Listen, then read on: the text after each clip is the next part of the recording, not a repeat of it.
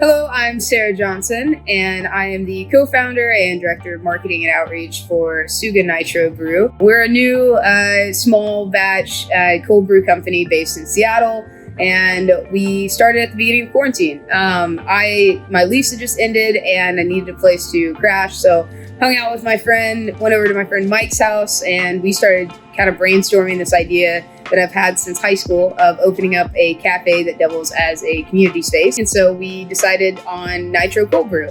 Since there's not a lot in Seattle, and if there is, it's just not like the main focus of a lot of cafes. So we thought, how can we actually make this a bigger thing here in Seattle? It's pretty fun. Cold brew is really easy. You essentially take your beans, your coffee beans, you're gonna grind them coarse, and then you put them in water. It's really as easy as that. For us, since we make gallons of it to sell, we use a really large bucket, and you gotta put all of your coffee in a filter, and then we put that filter with coffee in here, and this is 5 gallons. And so usually, you tie that up, and then you literally just pour water on it. For us, we let ours sit for 24 hours because it's such a large amount to fill a keg. But and then once it's eventually done, you just take it, and this has a nice spout. So we pour it into a keg, and then we nitrogenate it. So we put nitrogen gas into it. That's a big thing we learned early on, that you cannot put CO2 and nitrogen. It has to be pure nitrogen, or else it actually spoils the coffee. All right, so this is our tap system. This is going to be a nitro tap. So under here, we have a kegerator that we installed, and this one is on pure nitrogen. This one is our flat tap, is what we like to call it. So when you want to fill a growler of cold brew, you can't really fill it with nitro cold brew because the nitrogen just like fades so quickly, so it'll only stay for a little bit.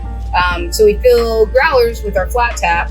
It's we actually have 2 different coffees on right now. So the nitro is Kiko Ribero's, so Kiko's cold brew, and then our flat tap is going to be a blend from the Masha community, both from Round Origins, excellent coffee. This one is going to have more notes of like raspberry, subtle caramel, dark chocolate, whereas this one is a little more fruitier.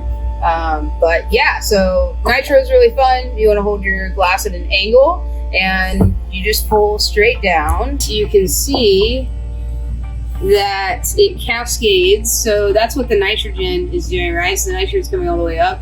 What's fun about nitro coffee is that it's kind of like a Guinness beer in a way that, so Guinness is also a nitro beer. And what happens is the nitrogen cascades up and creates like a foam. So it's actually nitrogen naturally also sweetens things. So cold brew on nitro is going to be typically a lot sweeter, as well as like have a creamy aspect, like if you added milk. So it's like a solid drink if you usually enjoy like a pretty like sweet latte, or you like to add like cream and sugar to your coffee. Nitro does both of those without actually having to add anything to it except for coffee and nitrogen.